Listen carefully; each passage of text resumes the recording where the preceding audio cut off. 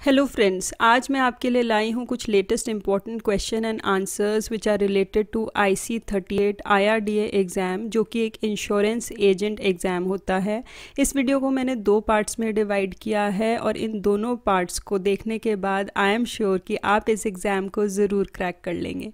तो चलिए आज की वीडियो स्टार्ट करते हैं। इसमें जो फर्स्ट क्वेश्चन है वो है, Which among the following is the regulator for the insurance industry in India? Insurance industry का जो रेगुलेटर है वो IRDA होता है, तो इसका जो फुल फॉर्म है that is option 2, that is insurance regulatory and development authority of India. So option 2 is correct.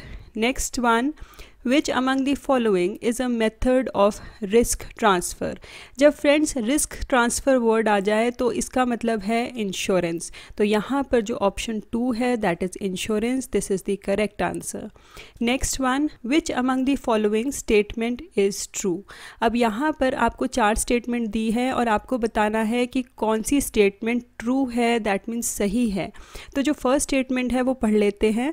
Insurance protects the assets. Second one, insurance prevents its loss. Insurance reduces possibilities of loss.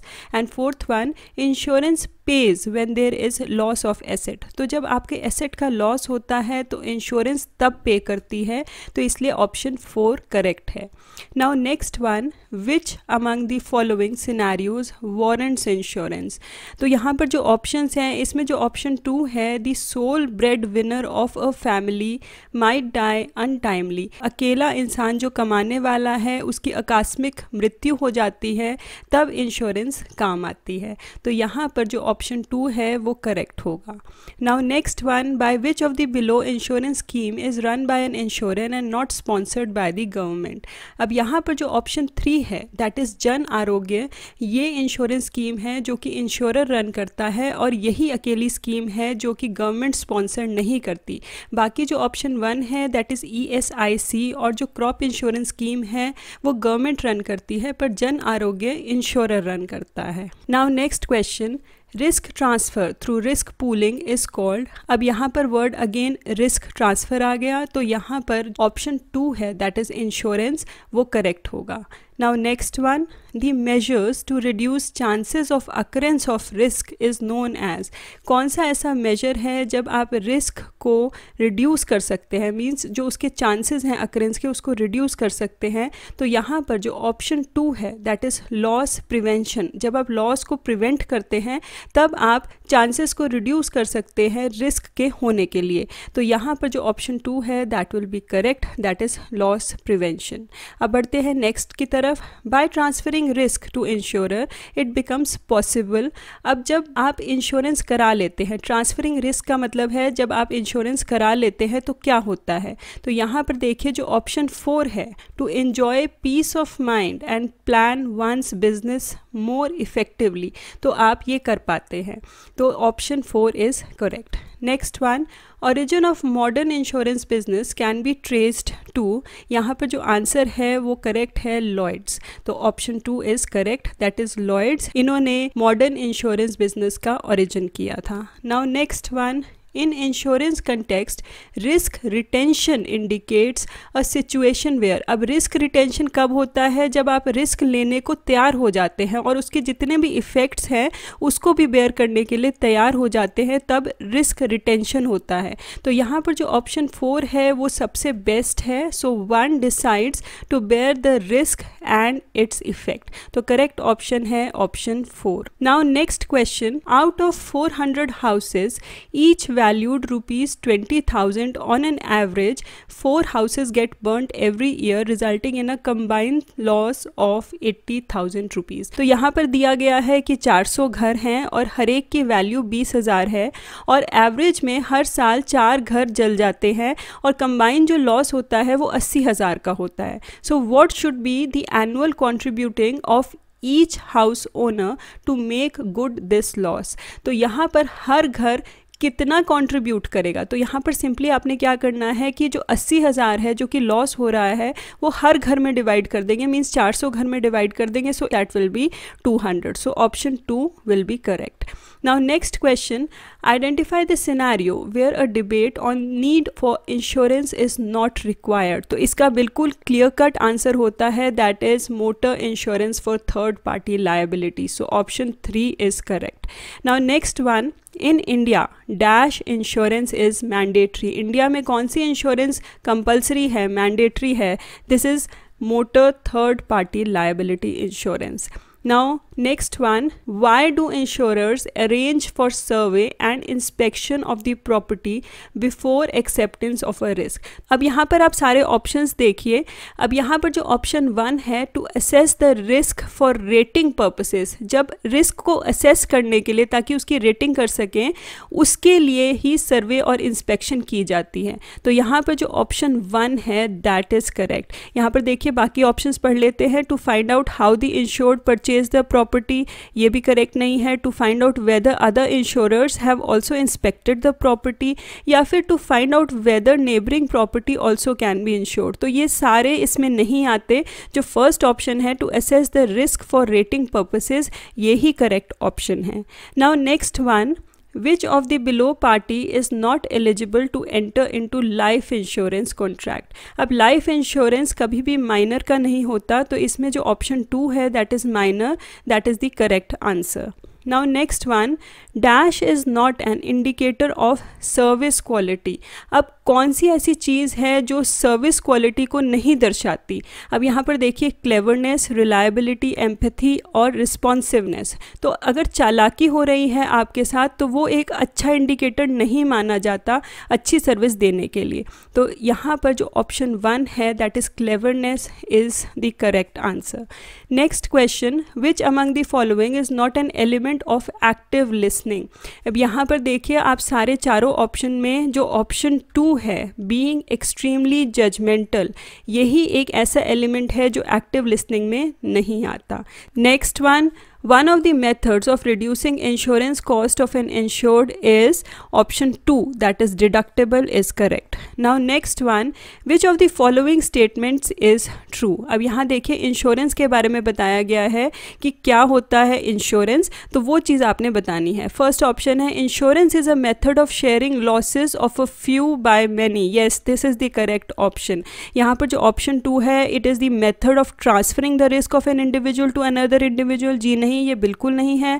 Third option देखिए, insurance is a method of sharing the losses of many by few, ये भी गलत है. और जो fourth option है, insurance is a method of transferring the gains of a few to the many, ये भी गलत है. तो first option that is method of sharing of losses of a few by many, ये करेक्ट ऑप्शन है. Next one, a customer having complain regarding his insurance policy can approach IRDA through, this is through IGMS. तो IGMS के थ्रू हम complain कर सकते हैं regarding the insurance policy. Next one, expand the term IGMS. IGMS का full form होता है integrated grievance management system. So option 3 is correct. Next question, as per the consumer protection act 1986, आपने यह ध्यान रखना है कि कंज्यूमर प्रोटेक्शन एक्ट कौन से ईयर में हुआ था, that is 1986. Who cannot be classified as a consumer. अब जो कंज्यूमर है वो हमेशा अपनी यूसेज के लिए सर्विसेज या फिर गुड्स लेता है. तो यहाँ पर जो ऑप्शन 2 है that is a person who buys goods for resale purposes. यहाँ पर गुड्स रीसेल हो रहे हैं, ना कि वो अपने पर्सनली यूज़ के लिए इस्तेमाल हो रहे हैं. तो इसीलिए जो ऑप्शन 2 है that is the correct option. Now next one, the consumer forum is governed by which act. अभी हमने बात करी consumer protection act 12/1 by 1986. So 1986 is the correct answer. Next one, What is meant by customer lifetime value? Customer lifetime value तब होती है जब आप एक लॉन्ग टर्म रिलेशनशिप डेवलप करते हैं. तो यहाँ पर जो ऑप्शन 3 है वो करेक्ट है. Some of economic benefits that can be achieved by building a long term relationship with the customer. जब हम कस्टमर से एक लंबा रिलेशनशिप डेवलप करते हैं तब उसको हम बोलते हैं customer life time value. Next one, consumer protection act deals with complain against insurance companies, complain against shopkeepers या फिर अगेंस्ट ब्रांड्स। जो कंज्यूमर प्रोटेक्शन एक्ट है वो डील करता है इन सब चीज़ों पर, तो इसीलिए जो ऑप्शन 4 है that is complain against insurance companies, brand and shopkeepers, this is the correct option. Next one, Dash has jurisdiction to entertain matters where value of goods or services and the compensation claim is up to 20 lakhs। अगर 20 lakhs तक का claim होगा तो उसकी jurisdiction district forum में आती है, तो यहाँ पर करेक्ट ऑप्शन रहेगा option 2 that is district forum. और अगर 20 lakhs और 100 lakhs के बीच में क्लेम होगा तो वो स्टेट कमीशन को चली जाती है। तो यहाँ पर 20 lakhs है तो यहाँ पर आंसर होगा district forum. Now next one, which of the below consumer grievance redressal agencies would handle consumer disputes amounting between rupees 20 lakhs and rupees 100 lakhs। तो अभी हमने बात करी इसमें option 3 that is state commission is the correct option। Now next one, which of the below statement is correct with regard to the territorial jurisdiction of the insurance ombudsman। Insurance ombudsman का territorial jurisdiction क्या होता है, ये एक specific limit में काम करता है। तो यहाँ पर जो ऑप्शन 4 है that is insurance ombudsman only operates within the specific territorial limits, तो option 4 is correct in this. Next one, which of the below statement will be most appropriate option for a customer to lodge an insurance policy related complaint। तो यहाँ पर जब भी insurance policy से related complain होगी तो हम जाएंगे इंश्योरेंस ओम्बड्समैन के पास, तो option 3 is correct over here. Next one, how the complain to be launched with an insurance ombudsman. तो कंप्लेन हमेशा राइटिंग में दी जाती है, ना कि ओरली या फिर फेस टू फेस या फिर न्यूज़पेपर एडवर्टीजमेंट से। तो यहाँ पर जो ऑप्शन 1 है that is complain is to be made in writing, this is the correct option. Next question, What is the time limit for approaching an insurance ombudsman? Insurance ombudsman को reach करने के लिए जो टाइम लिमिट होता है that is with in 1 year of rejection of the complain by the insurer. तो इसमें जो टाइम लिमिट है that is with in 1 year, तो ये चीज़ आपने ध्यान रखनी है। Now next one, which among the following is not a pre requisite for launching a complain with the ombudsman। तो कौन सा यहाँ पर प्री रिक्विजिट नहीं है, नॉट लिखा है, तो यहाँ पर जो आंसर होगा that is option 3 that is complainant has to approach a consumer forum prior to the ombudsman. Complainant को ज़रूरत नहीं होती कि वो पहले कंज्यूमर फोरम में जाए और फिर ओम्बड्समैन के पास जाए, तो this is the correct option.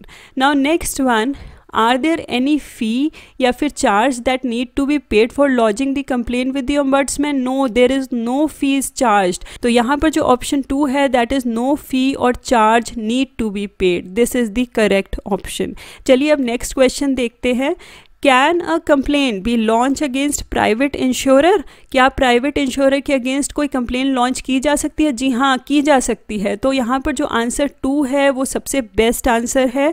Yes, the complain can be launch against private insurers, so option 2 is correct.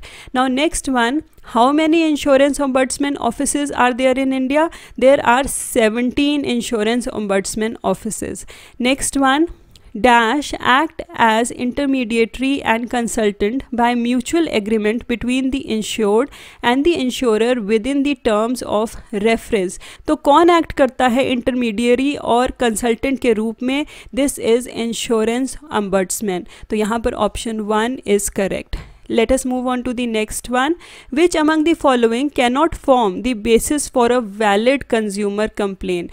यहाँ पर है not, तो यहाँ पर देखिए जो ऑप्शन 2 है that is shopkeeper not advising the customer on the best product in the category. अगर शॉपकीपर एडवाइस नहीं कर रहा कस्टमर को कि कौन सा प्रोडक्ट बेस्ट है तो ये कंज्यूमर कंप्लेन के अंडर नहीं आता, बल्कि अगर वो चार्ज करता है प्राइस अबव MRP या फिर एलर्जी वार्निंग नहीं है बॉटल पर या फिर फॉल्टी प्रोडक्ट्स हैं, इन सब केसेस में कंज्यूमर कंप्लेन लॉन्च हो सकती है। पर अगर कस्टमर को शॉपकीपर नहीं बता रहा कि कौन सा प्रोडक्ट सही है, कौन सा प्रोडक्ट बेस्ट है, तो उसमें कंज्यूमर कंप्लेन नहीं लॉन्च हो सकती।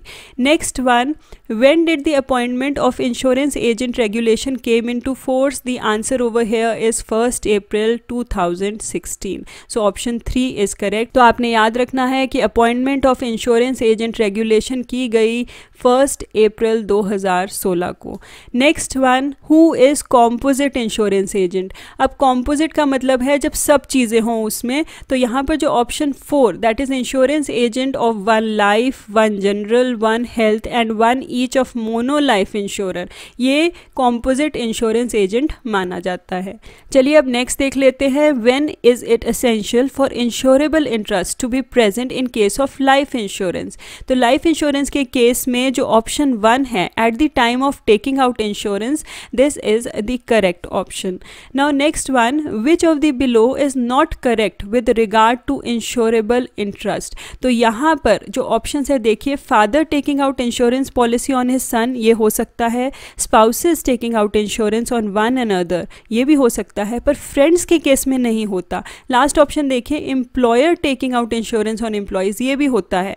तो जो थर्ड ऑप्शन है ये करेक्ट नहीं है, friends taking out insurance on one another. So this is the correct option. Let us move on to the next one, which among the following options can not be insured by Ramesh? Again यहाँ पर जो option 3 है that is Ramesh friend, ये correct option है। So option 3 is correct. Next one, dash relates to inaccurate statements which are made without any fraudulent intention.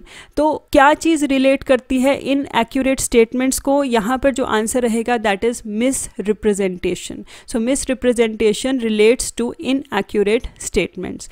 Next one, which element of a valid contract deals with premium? कौन सा element deal करता है premium में? तो यहाँ पर जो option 2 है दैट इज कंसिडरेशन, ये करेक्ट ऑप्शन है। Next one, dash involves pressure applied through criminal means, ये तो बिल्कुल क्लियर कट आंसर है, दैट इज कोअर्जन। याद रखना है जब प्रेशर अप्लाई किया जाता है थ्रू क्रिमिनल मीन्स तो उसको हम कोअर्जन बोलते हैं।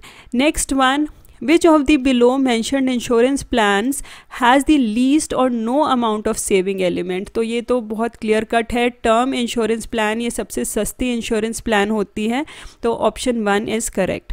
Now next one, which among the following can not be termed as an asset? देखिए एसेट में वो चीज़ आती है जो फिजिकल रूप में पाई जाती है, तो यहाँ पर जो ऑप्शन 3 है दैट इज एयर, ये करेक्ट ऑप्शन है। तो यहाँ पर पूछा गया है कौन सा एसेट नहीं टर्म किया जाता, तो जो हवा है उसको हम एसेट के रूप में नहीं मानते।